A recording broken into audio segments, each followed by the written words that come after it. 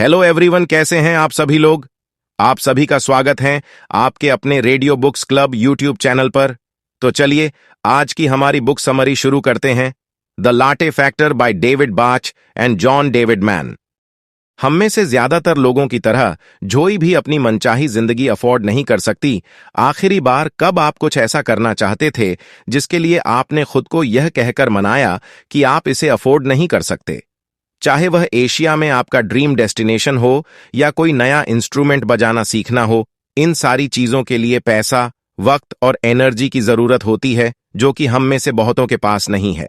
लेकिन अगर अपने सपनों को हासिल करना और रिटायरमेंट के लिए पैसा बचाना आपकी सोच से ज्यादा आसान हो तो खैर, जोई से मिलिए, एक इमेजिनरी कैरेक्टर जिसकी परेशानियां हम में से ज्यादातर लोगों जैसी ही हैं। वह अपनी अच्छी सैलरी वाली जॉब में काफी मेहनत करती है, लेकिन फिर भी अपने सपनों को हासिल करने के लिए पैसे न होने की मुश्किलों से बाहर नहीं निकल पाती। इस समरी में हम जानेंगे कि हेनरी नाम के एक बुजुर्ग आदमी की मदद से जोई अपने आप को पैसों की परेशानी से बाहर निकालने में कैसे कामयाब रही। इसके अलावा भी आप जानेंगे कि कैसे कंपाउंड इंटरेस्ट आपको मलीनेयर बना सकता है, क्यों बजटिंग नहीं, ऑटोमेशन फाइनेंशियल कामयाबी का रास्ता है, और कैसे हर रोज $5 बचाना फाइनेंशियल फ्रीडम हासिल करने के लिए काफी है। इस किताब का मेन कैरेक्टर ब्रुकलिन की 47 साल की जोई है, जो एक ट्रैवल मैगजीन में काम करती है। उसकी नौकरी अच्छी है, लेकिन न्यूयॉर्क में रहना काफी महंगा है। ऊपर से उसे स्टूडेंट लोन और क्रेडिट कार्ड लोन भी देना है, और उसकी लाइफ में किसी भी तरह की कोई फजूल खर्ची नहीं है। फिर भी अपने महीने का खर्च बड़ी मुश्किल से चला पाती है।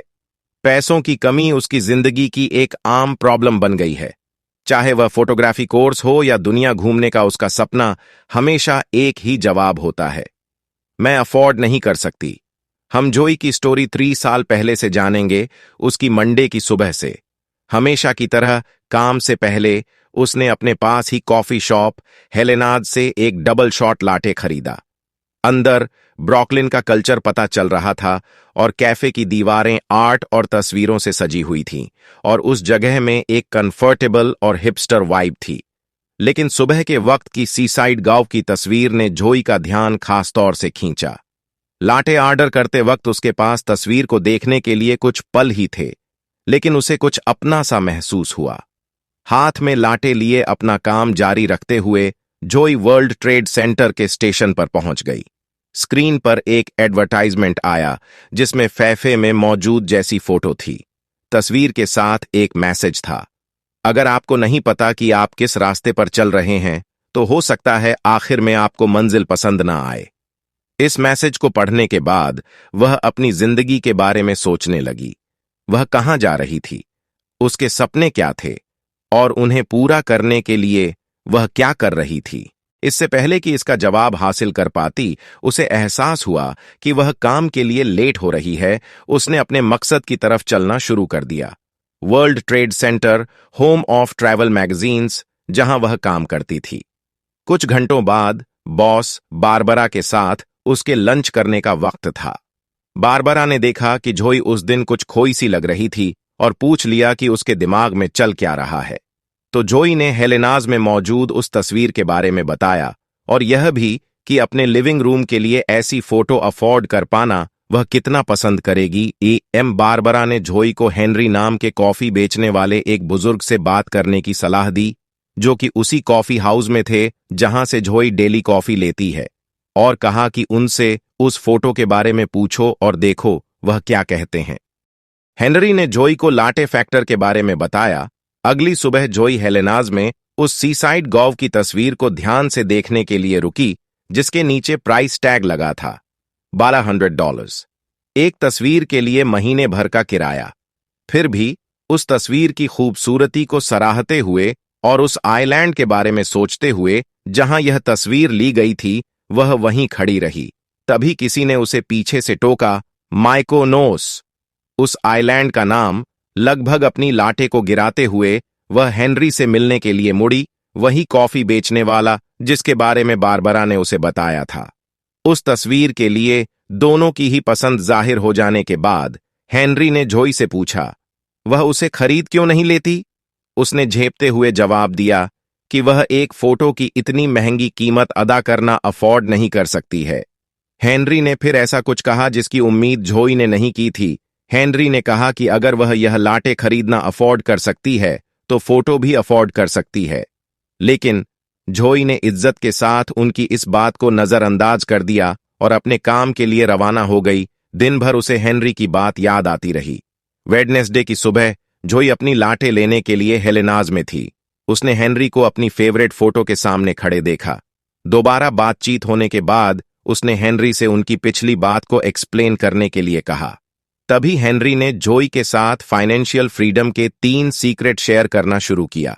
उनमें पहला था कि जोई को सबसे पहले अपने ऊपर खर्च करना शुरू करना होगा। इसका मतलब यह देखने के बजाय कि महीने के सभी खर्चों के बाद उसके पास अपने लिए पैसे बचे हैं या नहीं, उसे सबसे पहले अपने लिए सोचना चाहिए। इसका यह भी मतलब है, इससे पहले कि गवर्नमेंट उससे इनकम टैक्स देने लगे, उसे कुछ पैसे अपने लिए रिटायरमेंट प्लान में रख लेने चाहिए। हेनरी ने आगे कहा, इसे कंपाउंड इंटरेस्ट के साथ जोड़ लो और पैसा बढ़ता जाएगा। हर रोज सिर्फ $5 बचाने से कंपाउंड इंटरेस्ट के जरिए 1 साल बाद यह $855 हो जाएगा और 40 साल बाद $948 $611। यह सब उस $5 की लाटे की कीमत पर। जोई सोचने लगी, अगर वह कैफे में खर्च करने के बजाय काम के लिए लंच भी घर से ही ले जाए तो? अगर वह अपने वर्क वीक में खर्च की आदत बदल दे और हर रोज 25 बचा ले तो कितना जमा कर पाएगी? हेनरी ने कैलकुलेट करके बताया कि 40 साल में 3.4 मिलियन। यकीनन जोई को इस बारे में काफी सोचना होगा। दूसरी सुबह, दूसरी लाटे। जोई को फाइनेंस करने के इस सीक्रेट पर यकीन नहीं हो रहा था और उसने अपने सवालों के जवाब पाने के लिए हेनरी से दोबारा मिलने का फैसला किया। लकीली वह मिलने के लिए तैयार थे। जब उसने पूरे पे योर सेल्फ फर्स्ट को समझ लिया तो जोई ने बताया कि वह खुद को लगातार यह करते रहने के लिए डिसिप्लिन्ड नहीं समझती। हेनरी ने समझाया कि कॉरपोरेशन के लिए बजट कारगर हो सकता है, लेकिन जब किसी शख्स की फाइनेंशियल प्लानिंग की बात आती है, यह हकीकत में काम नहीं करता। लोग बिजी हैं और उनके पास पैसों के हर लेन देन का हिसाब रखने का वक्त नहीं है। हेनरी ने आगे बताया कि इसका सल्यूशन ऑटोमेटिक पेमेंट सिस्टम है, ताकि जब भी उसे अपनी पेमेंट मिले उसमें से कुछ हिस्सा टैक्स, खर्च और ग्रिड में अपने आप चला जाए। एक बार ऑटोमेटिक पेमेंट सिस्टम सेटअप हो गया तो वह अपने आप चलेगा।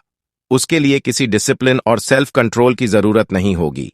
हेनरी ने कहा, ज्यादातर कंपनियों के बारे में सोचो, चाहे वह केबल प्रोवाइडर हो या लोकल जिम, वह ऑटोमेटिकली अकाउंट से पैसे ले लेते हैं ना? वह जिस वजह से ऐसा करते हैं उसी वजह से तुम्हें भी करना है। यह सिंपल और कारगर है। जोई को उम्मीद नजर आने लगी थी, लेकिन तभी उसे याद आया कि पिछली रात उसके एक फ्रेंड ने बताया था FCH 10% कंपाउंड इंटरेस्ट की बात पुरानी हो गई है।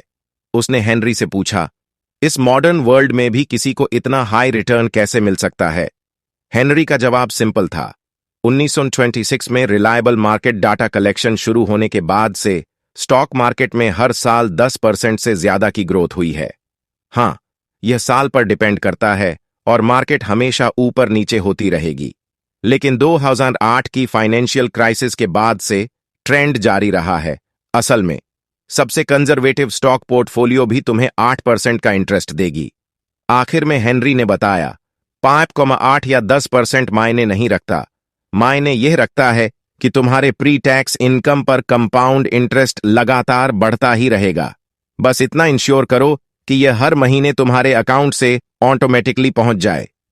जोई की बॉस बारबरा ने उसे पैसों से जुड़े 3 मिथ के बारे में बताया।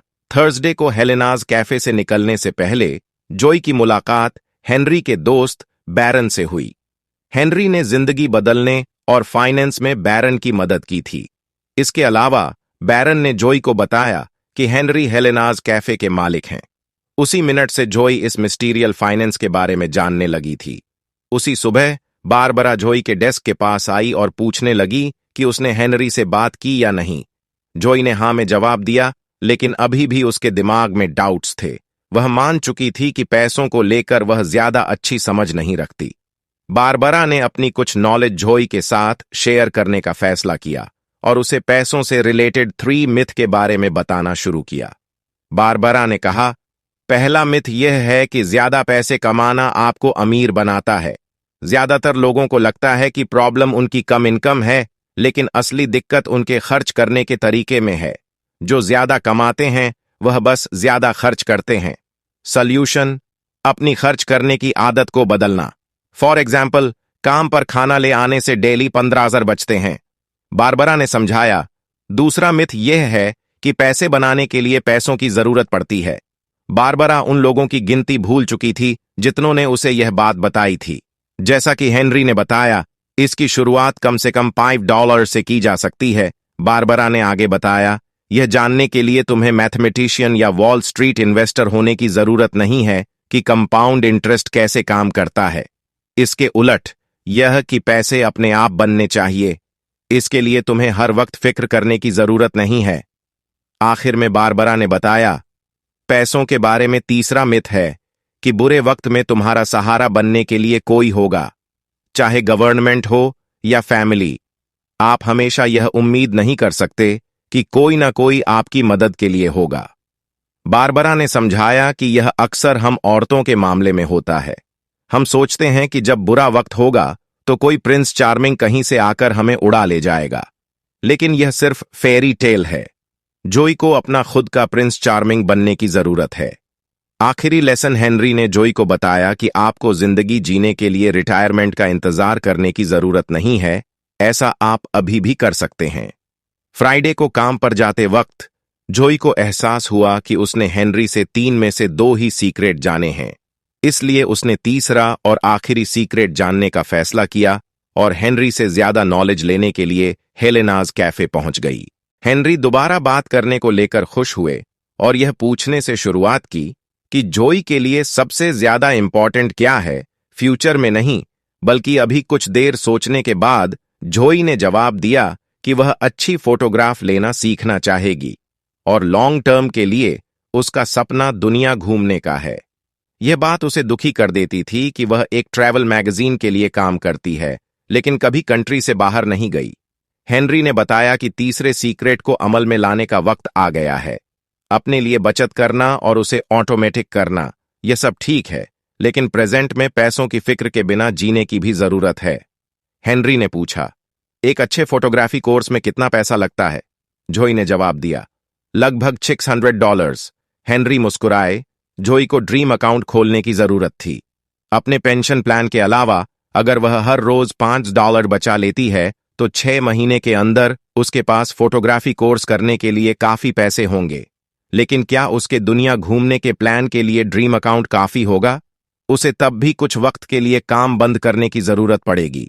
तब हेनरी में उसे radical sabbatical concept, radical sabbatical के बारे में समझाया, जिसके तहत उन्होंने खुद के लिए 100 कंट्रीज घूमने का वक्त निकाला था। सबसे पहले जिन जगहों पर वह गए थे उनमें से एक ग्रीस था। असल में वह माइकोनोस की फोटो ही जहां से यह सब कुछ शुरू हुआ वह हेनरी की ही क्लिक की हुई थी। 3 सीक्रेट समझने के बाद अब जोई जान गई थी कि उसे क्या करना है। सबसे पहले वह अपने ट्रैवल मैगजीन के एचआर के साथ बैठी और पेंशन अकाउंट खोला। उसके बाद उसने 2 ड्रीम अकाउंट खोले, एक फोटोग्राफी कोर्स के लिए और दूसरा वर्ल्ड ट्रैवल के लिए। आखिर में वह बारबरा के साथ बैठी और पूछा कि क्या वह हर साल एक बार अपनी खुद की रेडिकल सबैटिकल ले सकती है। वह एब्रॉड में रहकर भी काम कर सकती है। बारबरा एक शर्त पर मान गई, जोई उसे पोस्टकार्ड भेजेगी। तब से 3 साल गुजर गए। जोई ने रेडिकल सबैटिकल ले रखा है। उससे भी ज्यादा यह कि जो फोटोज वह दुनिया भर के ट्रैवल के दौरान क्लिक करती है वह उसी ट्रैवल मैगजीन में पब्लिश होने लगी जहां वह काम करती है। जोई अपने ड्रीम्स पूरे कर रही है और ये सब $5 की लाटे की असल कीमत पहचान कर हुआ।